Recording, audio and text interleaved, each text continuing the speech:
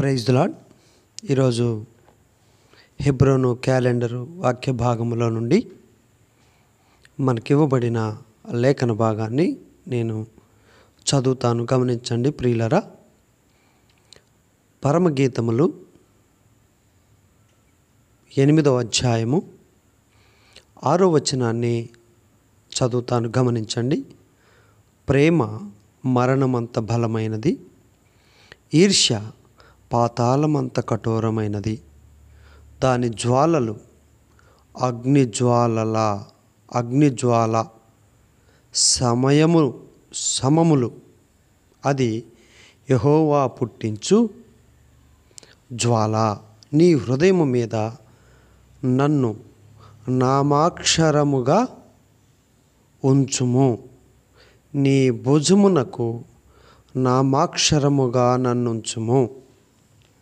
ప్రియులరా, ఈ చదవబడినటువంటి లేఖన భాగంలో మనం చదివినటువంటి ఈ వచనాన్ని మనం గమనించినట్లయితే, ప్రియులరా, 6వ వచనం మనం చూస్తే ప్రేమ మరణమంత బలమైనది. అంటే నీ హృదయం మీద నా పేరును ముద్రలాగా ఉంచు.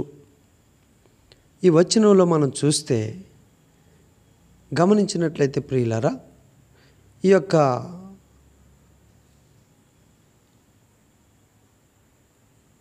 ప్రేమ మరణమంత బలమైనది, ఈర్ష్య పాతాళమంత కఠోరమైనది. దాని జ్వాలలు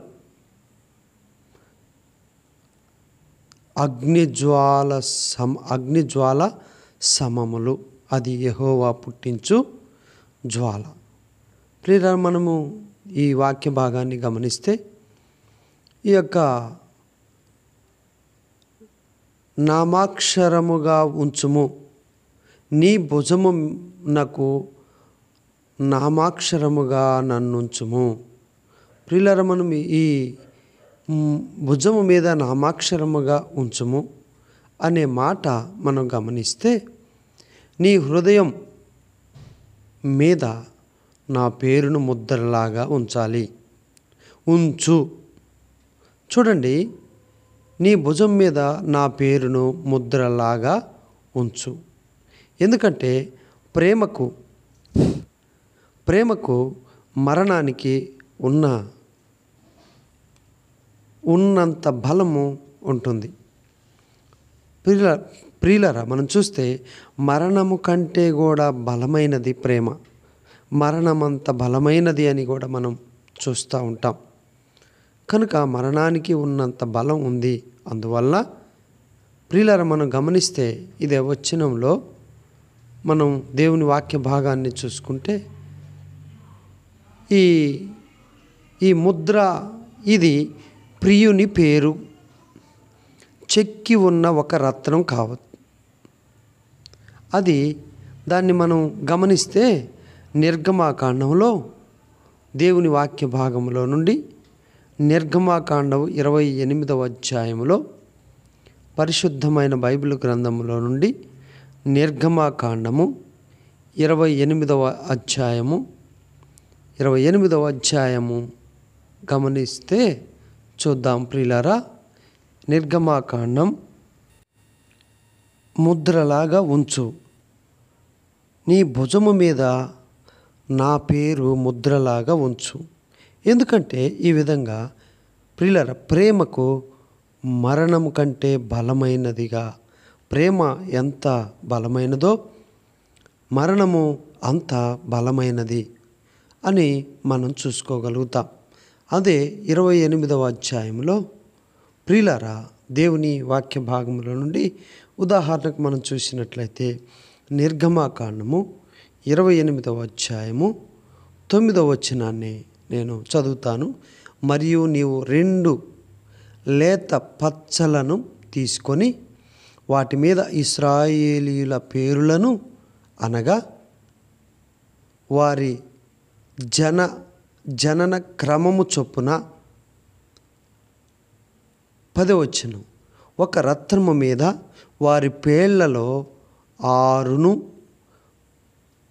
రెండవ రత్నము మీద చెక్కిన 6 పేళ్లను చెక్కవలెను. 11వ వచనం, ముద్ర మీద చెక్కబడిన వాటి వలె చెక్కబడి వాని పనిగా ఆ 2 రత్నముల మీద ఇశ్రాయేలీయుల పేర్లను చెక్కి బంగారు జవలలో వాటిని పొదగవలెను. అప్పుడు ఇశ్రాయేలులో వాటిని పొదగవలెను. అప్పుడు ఇశ్రాయేలీయులకు జ్ఞాపకార్థమైన రత్నములుగా ఆ 2 రత్నములను ఎఫోదు భుజము మీద ఉంచవలెను. అట్లు జ్ఞాపకము కొరకు అహరోను తన 2 భుజముల మీద యెహోవా సన్నిధిని వారి పేరులను భరించును.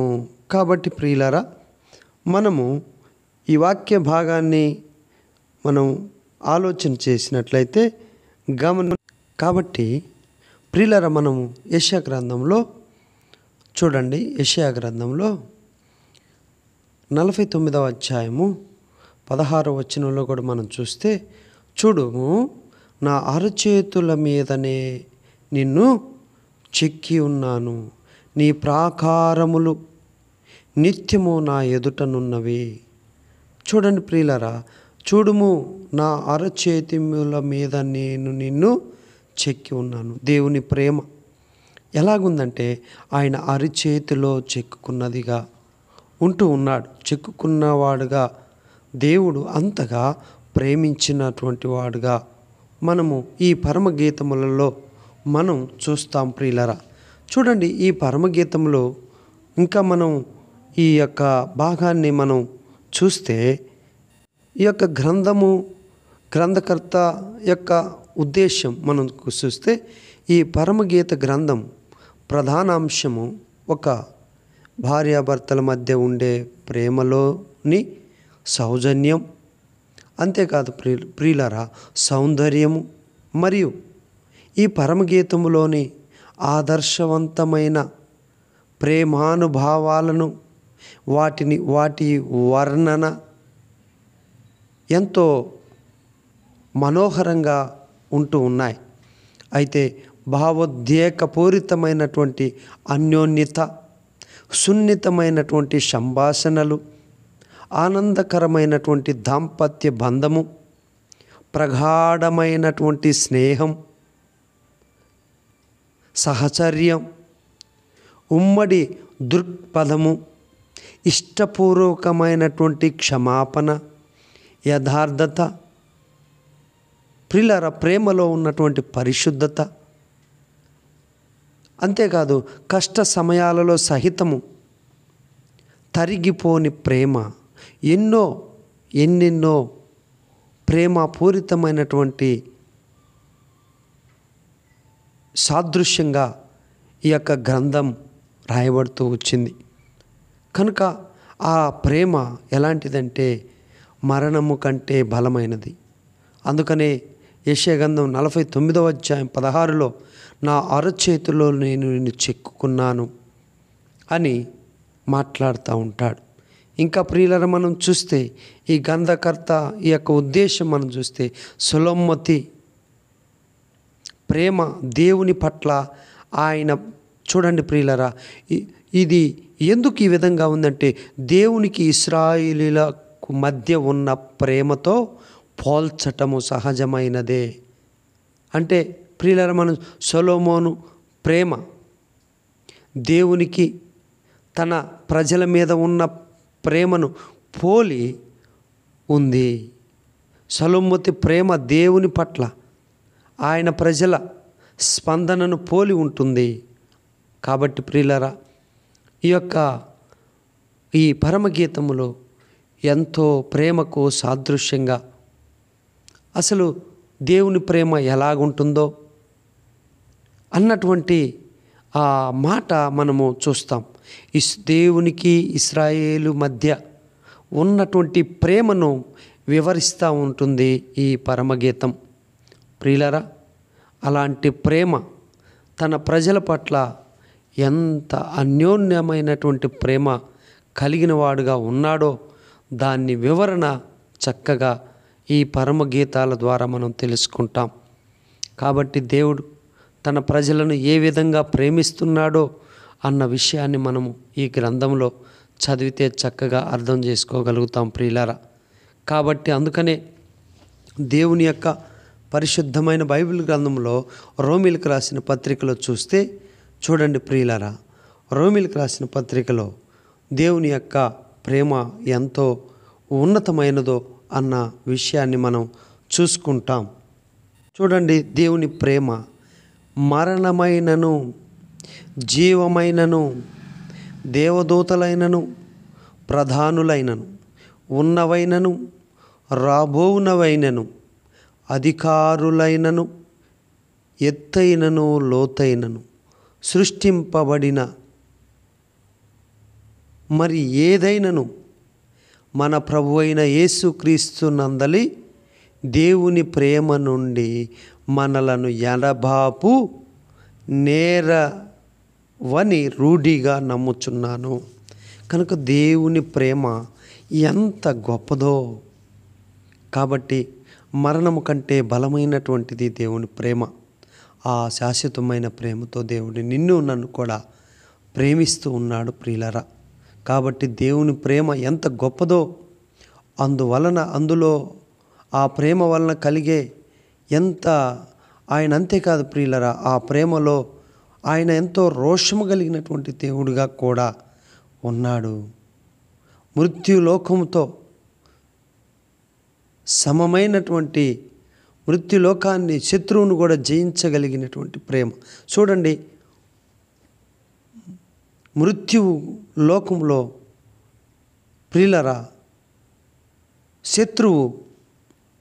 అందుకనే దేవుని యొక్క ప్రేమ ఎంత గొప్పదో దీనిలో మనం చూడగలుగుతాం. అని చూసాం కదా, దేవుని ప్రేమ, దేవుడు కూడా ఆ విధంగా తన ప్రజలను ప్రేమించాడు. ఇశ్రాయేలీయుల ప్రజల పట్ల ఆయన చూపిన ప్రేమ ఈ యొక్క పరమ గీతాల్లో తెలియజేస్తూ ఉన్నాడు. అందుకనే దేవుడు మన కొరకు తన ప్రియ కుమారుణ్ణి వెనుక తీయలేదు. ఆయన తన ప్రియ కుమారుని లోకానికి పంపినాడు. చూశారా, ఆయన తన ప్రియ కుమారుని ఈ లోకానికి పంపి మన పాపముల నుండి విమోచించి మనలను పరిశుద్ధపరిచినటువంటి ప్రేమ, ఆ ప్రేమ ఎంతో గొప్పది. అందువలన ప్రియులారా మనం చూస్తే చూడండి, నిర్గమకాండంలో 20వ అధ్యాయంలో చూస్తే పరిశుద్ధమైన బైబిల్ గ్రంథంలో నుండి నిర్గమకాండంలో 20వ అధ్యాయము 5వ వచనం చూడండి ప్రియులారా. నిర్గమకాండం 20వ అధ్యాయము 5వ వచనాన్ని చదువుతాను. ఏలైనగా నీ దేవుడైన యెహోవానగు నేను రోషము గలవాడను. నన్ను ద్వేషించు వారి విషయములో 3-4 తరములు వరకు తండ్రుల దోషములను కుమారుల మీదకి రప్పించును. నన్ను ప్రేమించి నా ఆజ్ఞలు గైకొను వారిని 1000 తరముల వరకు కరుణించువాడనై ఉన్నాను. కాబట్టి ప్రియులారా, ఆయన కరుణించే దేవుడు. ఆయన ప్రేమ ఎంతో గొప్పది. ఆయన ఈ లోకంలో భార్యాభర్తల కంటే, తల్లి తండ్రుల కంటే ప్రియులారా ఎంతో గొప్పది. మరణము కంటే బలమైనటువంటి ప్రేమతో, శాశ్వతమైనటువంటి ప్రేమతో రోషం కలిగినటువంటి దేవుడు ప్రియులారా. అందుకని 3వ వచనంలో మనం చూస్తే నేను తప్ప, ఆయన ఎంతో రోషం కలిగిన దేవుడు. నేను తప్ప వేరొక దేవుడు నీకుండకూడదు. పైన ఆకాశం అందే కానీ, క్రింద భూమి అందే కానీ, భూమి కింద నీళ్ళ ఎందే కానీ ఉండు దేని రూపమును అయినను విగ్రహమునైనను నీవు చేసుకొనకూడదు, వాటికి సాగిలపడకూడదు. ప్రియులారా, మనం గమనిస్తే దేవుడు ఎంతో రోషము కలిగినటువంటి వాడుగా ఉన్నాడు. ఇంకా మనం గమనిస్తే ప్రియులారా, దేవుని వాక్య భాగంలో నిర్గమ 25లో మనం చూస్తే ప్రియులారా చూస్తే రోషం గల దేవుణ్ణి నన్ను ద్వేషించే వారి విషయంలో మూడు నాలుగు తరాల వరకు తండ్రుల నేరాలు కొడుకుల మీదకి రప్పిస్తాను. నన్ను ప్రేమిస్తూ నా ఆజ్ఞలను ప్రకారం ప్రవర్తిస్తూ ఉండేవారి మీద 1000 తరముల వరకు నా అనుగ్రహము చూపుతాను అని దేవుడు చెప్తూ ఉన్నాడు. కాబట్టి ప్రియులారా, మనం గమనిస్తే చూడండి, కొడుకుల మీదకి దేవుడు తల్లిదండ్రుల పాపాలకు పిల్లలను శిక్షించడు. ద్వితీయోపదేశకాండంలో మనం చూస్తే ప్రియులారా, ఇంకా దేవుని వాక్య భాగంలో చూడండి 24వ అధ్యాయము 16వ వచనం గమనిస్తే, తండ్రుల దోషాన్ని బట్టి మనం గమనిస్తే ప్రియులారా, తండ్రులకు మరణశిక్ష విధించకూడదు. తండ్రుల దోషాన్ని బట్టి కొడుకులకు మరణశిక్ష విధించకూడదు. ఎవడు పాపానికి వాడే మరణశిక్ష పొందాలి అని దేవుని వాక్యం సెలవిస్తూ ఉంది. కాబట్టి ప్రియ సహోదరి, ప్రియ సహోదరుడా, దేవుడు నిన్ను ఎంతగా ప్రేమిస్తున్నాడో, దేవుడు నిన్ను ప్రేమించి ఆయన అరిచేతిలో నిన్ను చెక్కుకొని నిన్ను శాశ్వతమైన ప్రేమతో ప్రేమిస్తూ ఆయన నిన్ను ప్రేమతో ఆహ్వానిస్తూ ఉన్నాడు. నువ్వు ఆ ప్రేమను పొందుకొని కూడా ప్రియ సహోదరి సహోదరుడా, నీవు ఆ విధంగా నువ్వు ప్రేమ కలిగి ఉండకపోతే దేవుడు చూపించిన ప్రేమకు నీ జీవితంలో అర్థమేముంటుంది? దేవుడు నీ కొరకు ఎంతగా ప్రేమించాడో ఒక్కసారి ఆలోచన చేసావా? ఆయన నీ కొరకై, మనందరి కొరకై ఆయన తన ప్రాణాన్ని శిలువ మీద బలిగా అర్పించుకున్నాడు. చూసావా ఆయన ప్రేమ? అందుకని ఈ పరమగీతములంతా కూడా దేవుని పట్ల, ఇశ్రాయేలు ప్రజల పట్ల దేవుని ప్రేమ ఎలాంటిదో తన బిడ్డల పట్ల చూపే ప్రేమే ఈ పరమగీతములో ఉన్నటువంటి ప్రేమ కావ్య గ్రంథం అని అంటారు. కాబట్టి ప్రియులారా, మరి ఆయన రోషం కలిగిన దేవుడు గనుక ఇంకా మనం చూస్తే 34వ అధ్యాయంలో, నిర్గమాకాండంలో 34వ అధ్యాయంలో 14వ వచనాన్ని నేను చదువుతాను. ప్రియులారా గమనించండి. చూస్తే దేవుని వాక్య భాగంలో నుండి, మీరు వాళ్ళ బలిపీఠాలను 14వ అధ్యాయం, మీరు వేరొక దేవునికి మొక్కకూడదు, యెహోవా అనే నేను రోషం గల దేవుణ్ణి, నా పేరు అదే.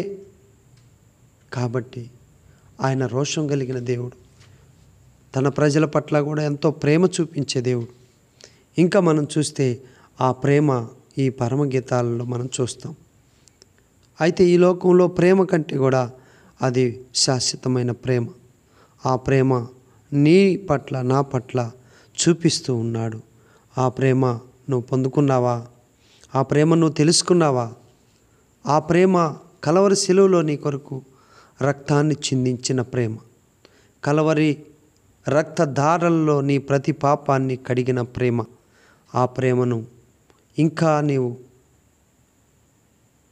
నిర్లక్ష్యం చేస్తున్నావేమో ఒక్కసారి ఆలోచన చేయి. ఎప్పుడైతే మనం దేవుని ప్రేమను తెలుసుకుంటామో, ఆ ప్రేమ ఎద్దుకు వస్తామో, ఆయన యొక్క ప్రేమ ఏంటో నీకు అర్థమవుతుంది. కనుక ఆ ప్రేమను నిర్లక్ష్యం చేయక, ఆ ప్రేమను త్రోసివేయక, ఈరోజు ఆ ప్రేమ నిన్ను బలవంతం చేస్తుంది. ఆ ప్రేమ నిన్ను ఆదరిస్తుంది. ఆ ప్రేమ నిన్ను ఓదారుస్తుంది. ఆ ప్రేమ నిన్ను రక్షిస్తుంది. ఆ ప్రేమ నిన్ను కాపాడుతుంది. ఇలాంటి ప్రేమ లోకంలో ఎక్కడా లేదు ప్రియుడా, సహోదరుడా, సహోదరి. కాబట్టి ఈరోజు ఆ దేవుని ప్రేమ నీ వద్దకు వచ్చి నిన్ను శాశ్వతమైన ప్రేమతో నిన్ను కూడా ప్రేమిస్తున్నాడు. అందుకని దేవుడు లోకమును ఎంతో ప్రేమించెను కాగా ఆయన తన అద్వితీయ కుమారునిగా పుట్టిన వాని యందు విశ్వాసముంచు ప్రతివాడును నశింపక నిత్య జీవం పొందినట్లు ఆయనను మన కొరకు అనుగ్రహించబడి ఉన్నాడు. చూడండి, ద్వితీయోపదేశ కాండంలో 4వ అధ్యాయంలో 24వ వచనాన్ని నేను చదువుతాను, గమనించండి. 4వ అధ్యాయము 24వ వచనంలో కూడా చూస్తే, ఎందుకంటే ప్రేమ దేవుడు యెహోవా, ఎందుకంటే ప్రియులారా మనం చూస్తే, ఎందుకంటే మీ దేవుడు యెహోవా దహించే మాటల్లాంటి వాడు, రోషం గల దేవుడు. కాబట్టి ఆ రోషం కలిగిన దేవుడు మన దేవుడు.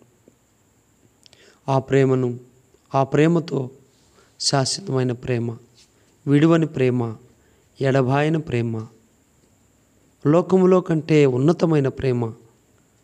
లోక ప్రేమలు ఏం చేస్తున్నాయి? అవి చంపుతున్నాయి. చూడండి, మొన్న ఈ మధ్య ప్రేమించలేదని గొంతు కోసాడు. ప్రియులారా చూసారా? అది ప్రేమ అంటారా? కనుక ప్రేమ ప్రాణం పెడుతుంది, కానీ ప్రేమ ప్రాణాన్ని ఎప్పుడు కూడా నష్టపరచదు. కాబట్టి ఈరోజు నువ్వు ఏ ప్రేమ కలిగి జీవిస్తున్నావు? దేవుని ప్రేమ శాశ్వతమైనది. దేవుని ప్రేమ ఎంతో ఉన్నతమైనది. దేవుని ప్రేమ ఎంతో బలమైనది, మరణం కంటే బలమైనది. కాబట్టి ఆ ప్రేమమయుడు ఈ ఉదయకాల సమయంలో ఇంకా నువ్వు ఆయన ప్రేమను తెలుసుకోకుండా ఉన్నావా? ఆయన ఏదో సిలువపై నిరాకారముగా ఉన్నప్పుడు చూసి దేవుడైతే తను తాను ఎందుకు రక్షించుకోలేడు అని నువ్వు ఆలోచిస్తున్నావా? కాదు ప్రియుడా, కాదు సహోదరి, కాదు సహోదరుడా. ఆయన ప్రేమ ఆయనను మౌనముగా ఉంచింది. మన పట్ల ఆయన చూపే ప్రేమ, ఆయన మౌనంగా ఉన్నాడు. ఆయన మౌనంగా ఉన్నాడు కనుక ఆయనకు న్యాయం దొరకలేదు. ఆయన మాట్లాడితే ఏం జరిగేదో తెలుసా ప్రియుడా? బరబ్బా సిలువ వేయబడేవాడు. అందుకనే పిలాతు ఏమన్నాడు తెలుసా? నువ్వు మాట్లాడితే నేను విడిపిస్తాను అని అన్నాడు. ఆయన ప్రేమ ఎలాంటిదంటే, తన ముందే బరబ్బా ఉన్నాడు. మరి యేసు ప్రభువారు నోరు తెరిస్తే బరబ్బా చనిపోతాడు. అదే లోకమును ఎంతో ప్రేమించిన ప్రేమ. లోకం అంటే మట్టి కాదు కదా, కవి చెప్పాడు కదా, లోకం అంటే మనుషులు అని. ఆ మనిషి, ఆ బరబ్బా అక్కడ ఉన్నాడు. ఆ బరబ్బాను ఈ ప్రభువైన యేసుక్రీస్తు వారు మౌనముగా ఉన్నాడు. ఎందుకో తెలుసా? ఆయన నోరు తెరిస్తే ఎవరు సమాధానం చెప్పలేరు. ఇక ఆయనకు శిక్ష విధింపటానికి అవకాశం కూడా ఉండదు. ఎందుకంటే ఆయనలో దోషం లేదు, పాపం లేదు. కనుక ఆయన నోరు తెరిస్తే అక్కడ ఉన్నటువంటి ఎవ్వరు న్యాయాధిపతులైన వారు కూడా ఏం చేయలేరు? తన మీద, ఆయన మీద, యేసు మీద నేరం మోపలేరు.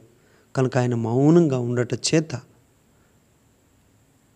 మనకు ఆ శిక్ష మన మీద, మన శిక్ష ఆయన మీద వేసుకున్నాడు.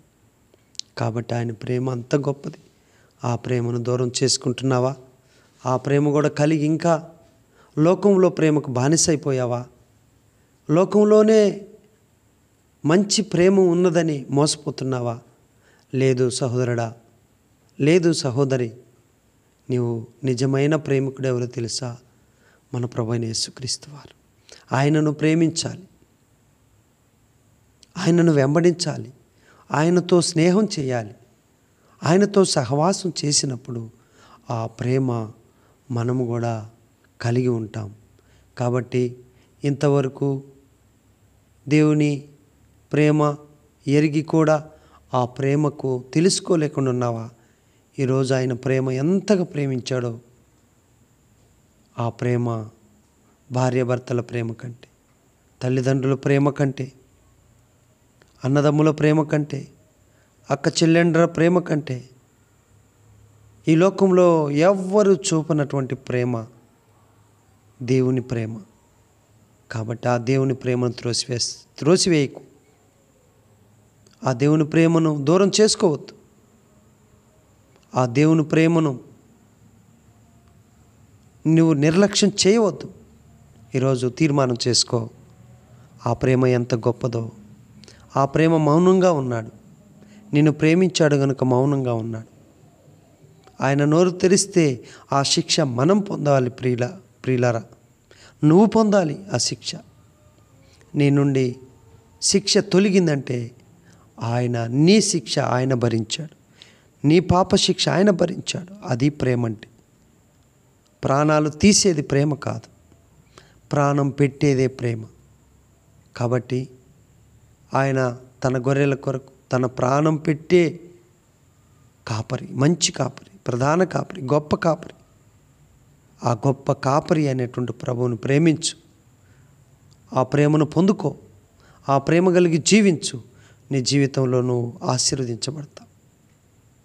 దేవుడి వాక్యాన్ని దీవించి అట్టి ప్రేమను మనం కూడా కలిగి జీవించుటకు దేవుడు మనకు సహాయము చేయునుగాక. ప్రేమగల తండ్రి, నీకు స్తోత్రాలు. మీరు శాశ్వతమైన ప్రేమతో చూపిన గొప్ప దేవుడు కనుక, నా పట్ల విడవక మా పట్ల ప్రేమ చూపిన దేవుడు కనుక నీ స్తోత్రాలు. ప్రభా, ప్రార్థన చేస్తుంటున్నాం, కృప చూపించండి.